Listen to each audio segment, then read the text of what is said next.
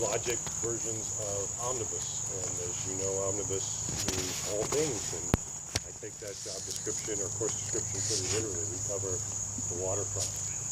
Obviously, it's a humanities course. It's going to cover the history of the late modern period from Civil War to present. I think I've had almost all of the students. There are a few new students here. I'm very excited about this class. I love it. It's generally a seminar-style class.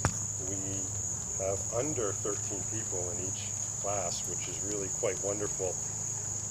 And I hope to teach the course in a way that's fun, that fascinates the students, that educates them, and challenges them to develop their intellectual and academic abilities.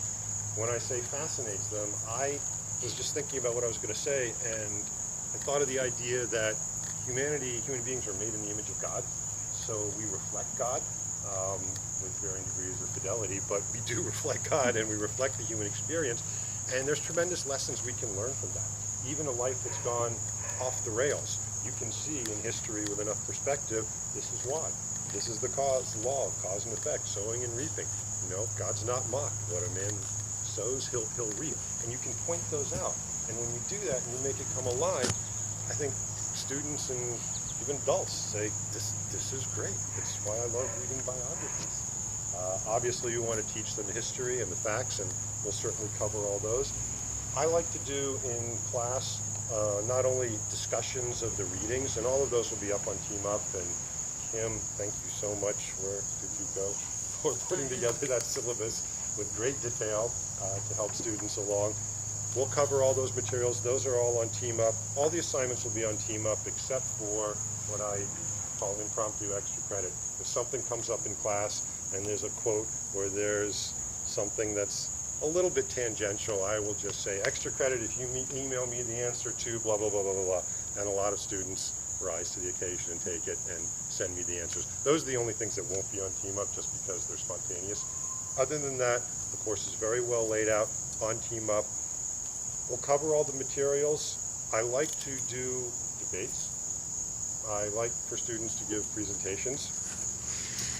And I find that it involves them more deeply in the material. It gets them to learn it more. They're more motivated. With the debates, we want to teach them forms of argument, how to think, how to develop a position, how to argue for it, how to argue against a position, how to argue against arguments for a position, all preparing for higher thinking, particularly to get them ready for the rhetoric level where they're supposed to think well and then express themselves well also.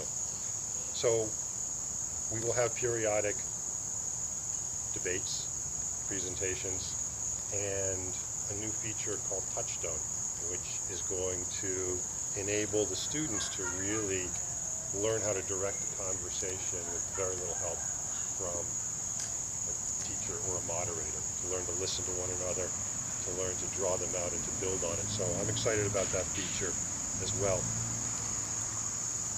If you're wondering what do we do at home to make our students successful here, I would encourage you to keep them up on their readings, make sure that they're a little bit ahead or certainly on time. The class is so much more rewarding if they're not thinking, oh, I missed that, I wish I had read that on time. Not referring to any autobiographical collegiate experience or yours, but you know what I'm saying.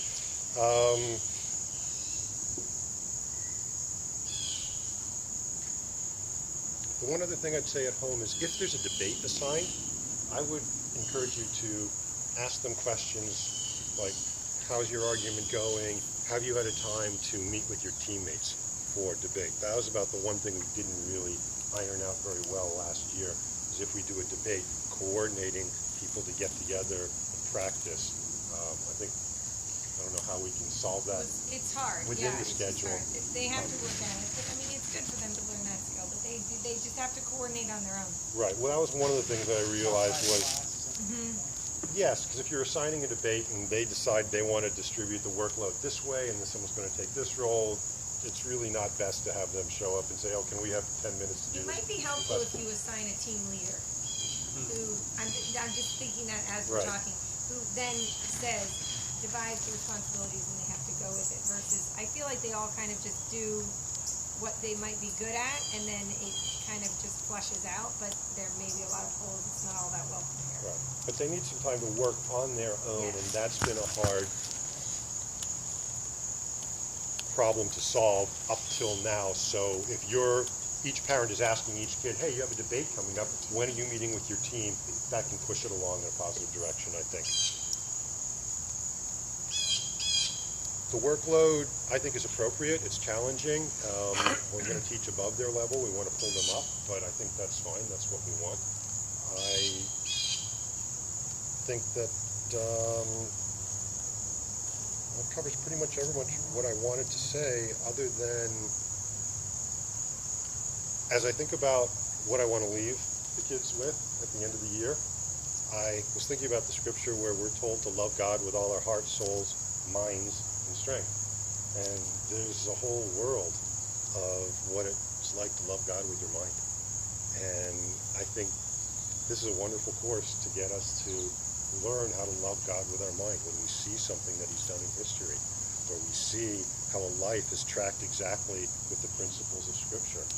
And you say, that was the hand of God. You can't say it definitively for a lot of cases, but we'll teach them. If you have a theory about it, you can make an argument for it, give it your best support, have your peers critique it, make it stronger. But at the end, I really do think that there's a glimmer that each student can get, and all adults can get, that I think is caught in Paul's statement at the end of Romans 11. He's talked about the whole history of Israel and summed it all up from past to present and even future. And at the end of it, it's like he's exasperated with joy, and he just says, oh, the depth and the riches of the wisdom of God. Look what he's done. And I think that kernel can be brought out in the study of the humanities and history. And that's what I'm aiming for this year. Thanks for letting me teach your kids.